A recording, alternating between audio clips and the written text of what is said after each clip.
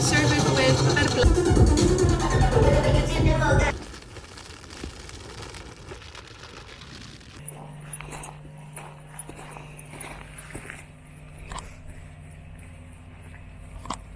We're going to the Witchcraft Museum in not too long, and also having some soup there, or maybe some more substantial food. But I thought to just show you the harbor first.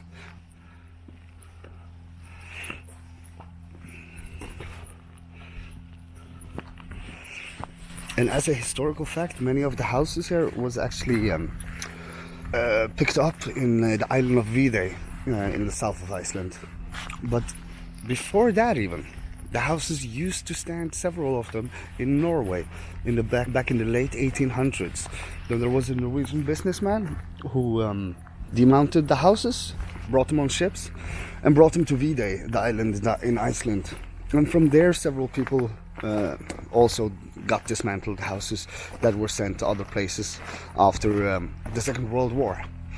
That's what happened a lot of the time in this place. So several of the buildings here have beams that were picked up in Viðey in 1940 and 1942. But just look at these fishing boats though. Not huge, but so cute.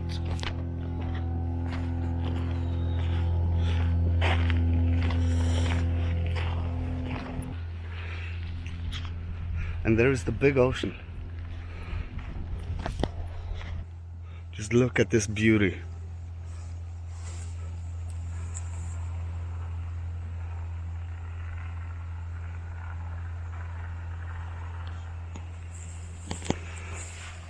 With all the birds just chilling on the water, the whales out in the horizon. This is such a nice little town, I gotta say. It's amazing. Look at these two tractors.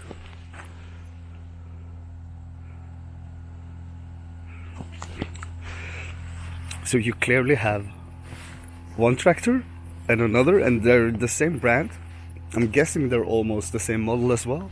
So one of them started to be fucked, and they kept the old one just to get a new one, and then they got the spare parts for most of the things. So as you can see, one of these have been totally ribbed.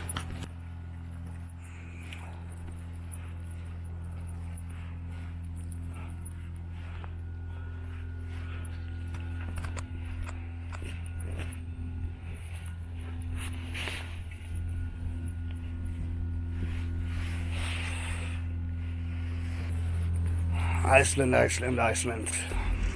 Yeah, so it's time to go to the Witchcraft Museum.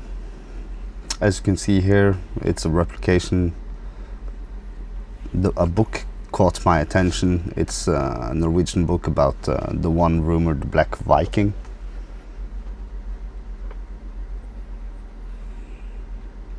They had some interesting artifacts, but most of all, they had like some leggings with runic inscriptions on them, and also a replica of Nabrok, or the necro pants.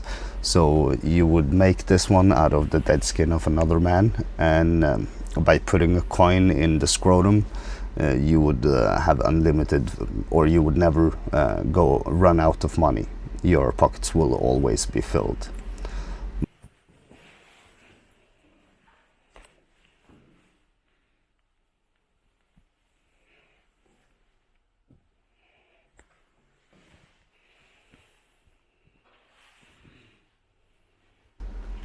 So they had a lot of old objects, runic inscriptions and other small stuff. If you're in the area, I definitely advise you to stop by.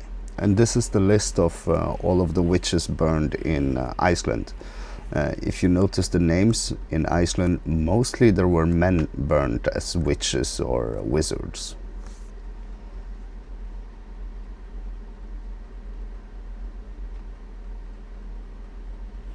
And finally we got a proper warm meal in this town. Not any restaurants have been open.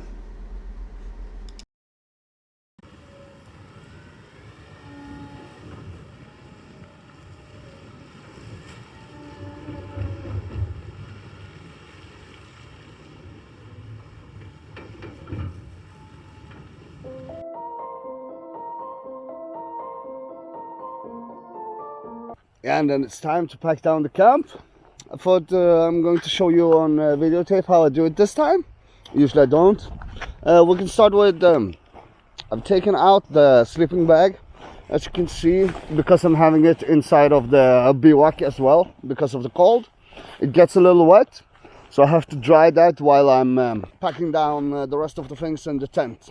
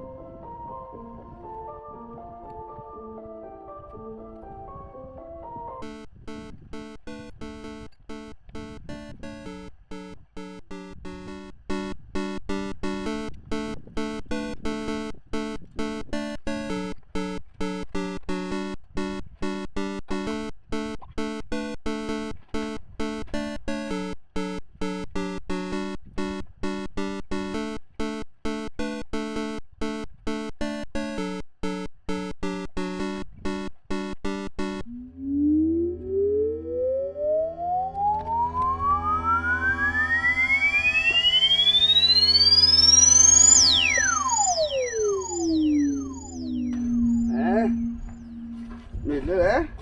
Så pakket sammen teltet. So the tent has been packed. It's only to pack the bag and to leave Holmavika, because today we have a new hitchhiking fucking adventure. And then maybe you can see me pack the bag as well. There, I think you got a decent viewing.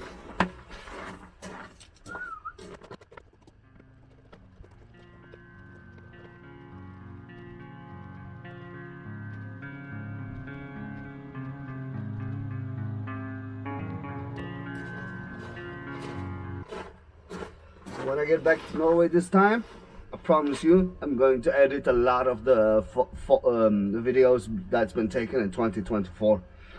We have the pilgrimage to Santiago, we have sailing in the Atlantic Ocean, we have another pilgrimage to Santiago, we have a fucking insane trip in Asia from Beijing all the way to Bangkok by land. And yeah, we have some forest trips, we have some fishing trips. I think 2025 is gonna be the year you will see a lot of this guy, I promise you.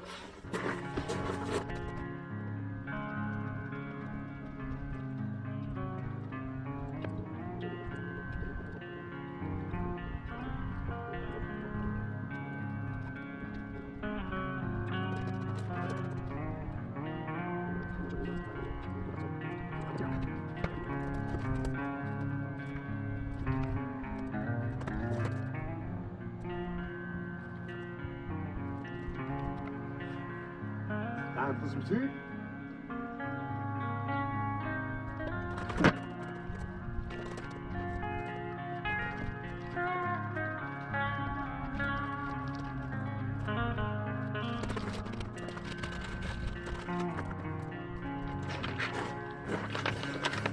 Frokost fra det norske forsvaret. Turkey bites from Iceland. Energy drink, courtesy of the Norwegian Armed Forces. And the Danish ones.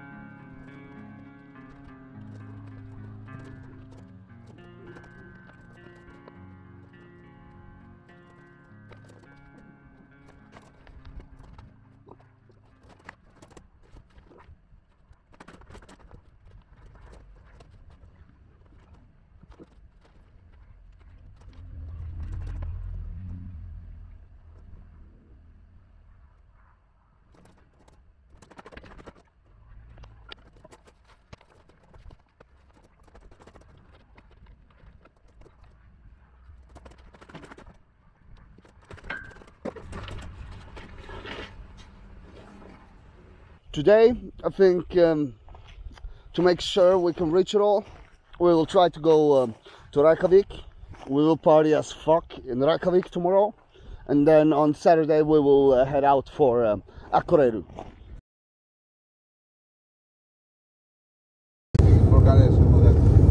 Find someone. Yeah, Borgarnes is then we're in the central plains again. This is like stop, man. That's the thing. Find the bus at the bus station. They carry thing every hour. Yeah, but the bus is no fun. It's so expensive. So expensive and it's no fun. You don't talk to people, you don't get the... And from Borgarnes, it's a lot of people driving. Yeah, for sure. Holmavika was not too many. No. But like hitchhiking in Iceland is the easiest place I ever did it. And I've hitchhiked all over Europe. Because here usually it's 20 minutes, 30 minutes and somebody picks you up. Well, in Norway it can be 2-3 hours. In Spain it's like it can be 12 hours. Nobody wants to pick you up. But in Germany and France it's quite quick as well, maybe an hour. But I think here in Iceland people realize that like it's shit weather, let's be nice, let's bring him. It's not too many people. They know I'm not a terrorist, you know. It helps. Maybe no.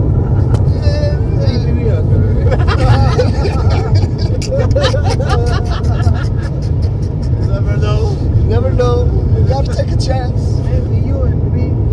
Yeah, you know, but yeah, there's the police here are so. I've seen them, Yeah, but I only see them in the pool, Yeah. the swimming pool. Yeah. Every time I go there, there's a police officer there. They are. They're just chilling in the hot tub. Yeah, Hard job, you know. hard job. Huh? Have to sleep every day. I think this area is like I think like 200 kilometers. Yeah. The police is in the room. Yeah. Holmavik, yeah. And the next is, I think, in Borgarnes. Yeah. But the police guy in Holmavik, all he did was be in the swimming pool, the hot tub, all day. Everybody knows. Everybody loves. If you want to find them.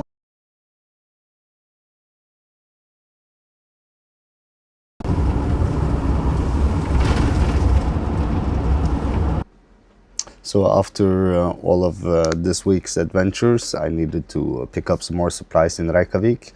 We decided to try the famous håkal. Actually quite tasty. Got a haircut, ready to party. But first, we're going to a Michelin-starred restaurant.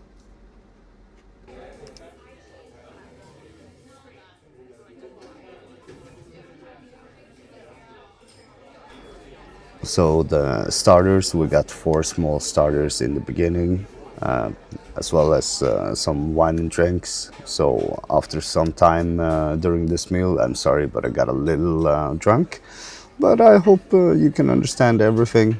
And because of the setting, I didn't really feel like putting up my big camera.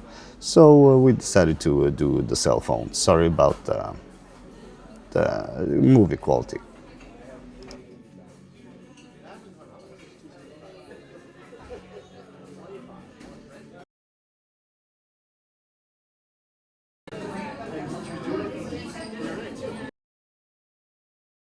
Plates.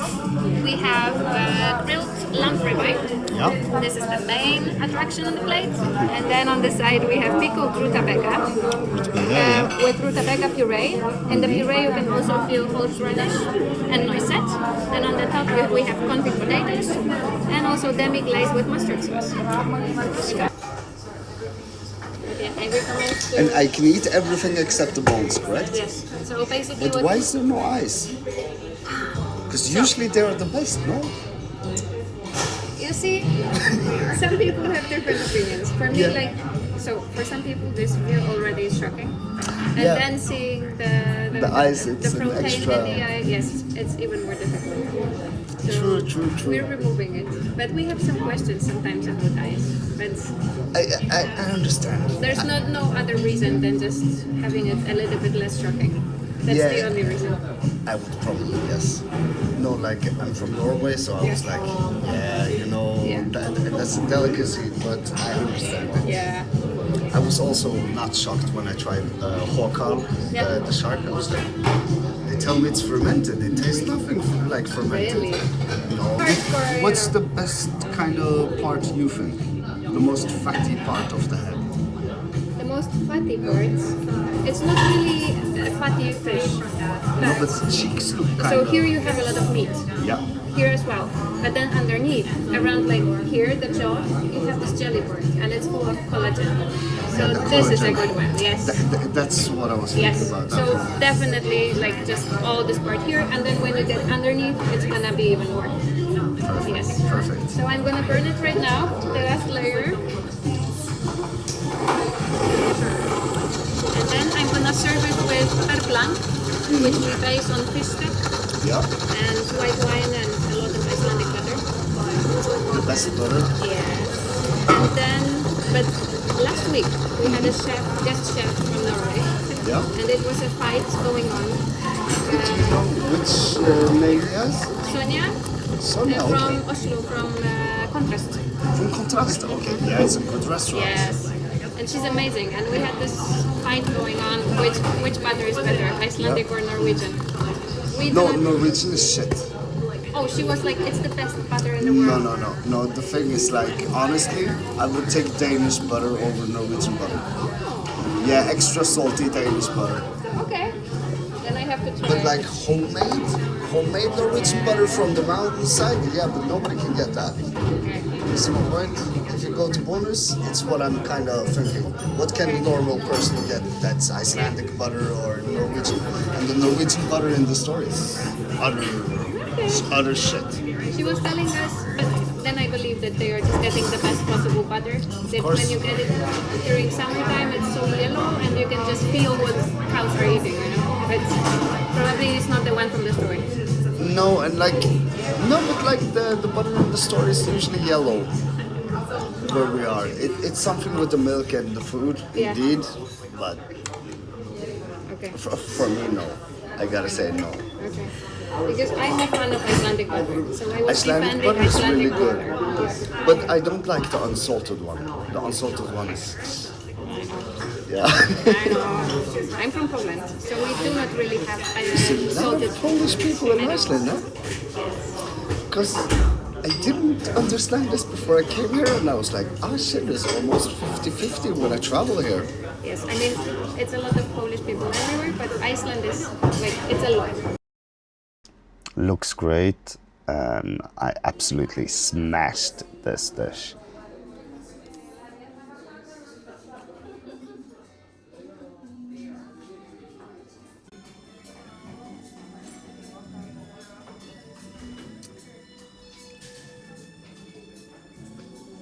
So if you want a decent priced Michelin starred meal, if it's your first time or else, then in Reaykjavik, Matur and Drykkur, it's a pretty nice place, I gotta say. While we talk, I filmed the bears. Just wait. This is insane, bro. Because the guy probably up on the stairs, he's going to run, huh? You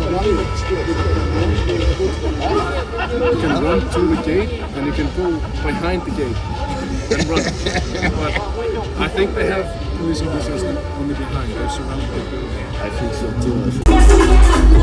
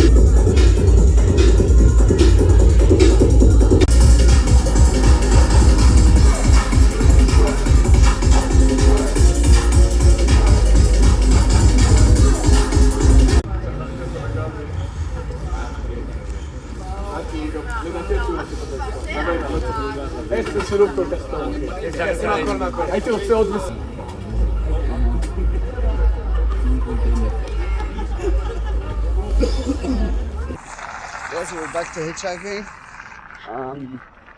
Today we left Reykjavik quite hungover, to be honest, but it was a great night with great food yesterday. You will see some pictures or the clips in the previous setting. We've had 2 decent hitches today. We've gotten about 90 kilometers from Reykjavik. Now we are in Borgarnes.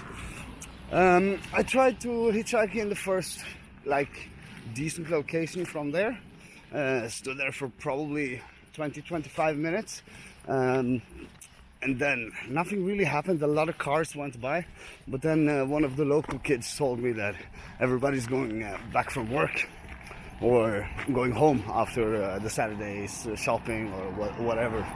So he told me it might be better to try and leave Borgarnes town and stand right before where the speed limit goes back up to 70.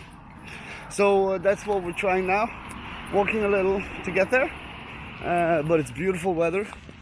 Just look at this.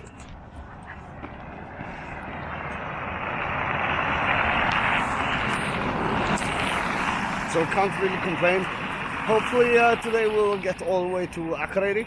I hope so. I'm not 100% sure. If not, we will have to make a camp halfway there. Yeah, time to fill some water from nature. Amazing place. Got the bottles. Time to fill it up. Outside of Akureyri, 30 kilometers outside. Been a great day. So we managed to hitch a ride all the way into downtown Akureyri.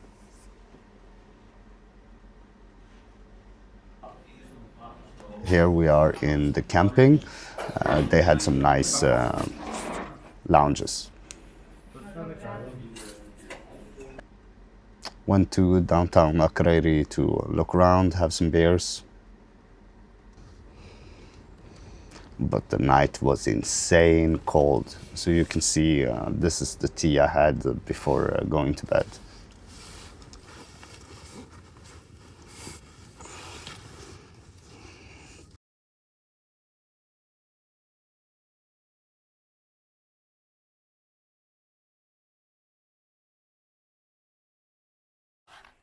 After 2 days in Akureyri, it was time to start hitchhiking back to Reykjavik to catch my plane.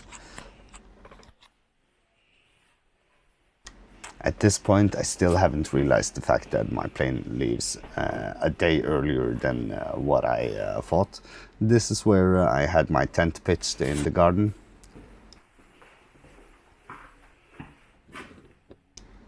And this is where most people had their camping cars. A decent kitchen with all appliances.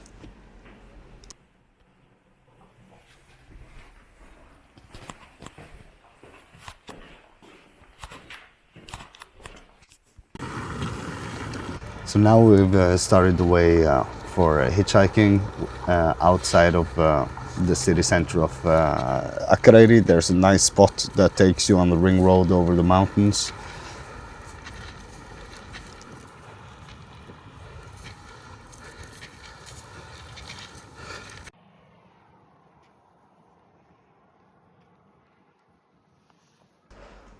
Here I kept on standing for about four and a half hours while the snow was dripping and I couldn't get a ride. I didn't really understand why, and then I checked my phone. And when checking my phone, I realized that my plane to Oslo actually goes tomorrow. It does not go the day after tomorrow. So all of a sudden I'm in quite a hurry. At this point, I'm starting to take a moral break, and after that, I realized I have to take public transport to be able to reach Reykjavik in time. Insanely expensive bus prices here, but what can you do? I gotta make the plane. But after booking the ticket on the bus, of course, this nice lady in the Akureyri hostel told me about this Facebook group. This is for carpooling and such in Iceland, and would also have gotten me way cheaper over to Reykjavik. At least we got some beautiful scenery when crossing the mountain, but there's a lot more snow than it was 2 days before when I took the same road over here. So I do understand why most locals did not want to cross the mountain if not necessary, and this is why I ended up on the bus instead.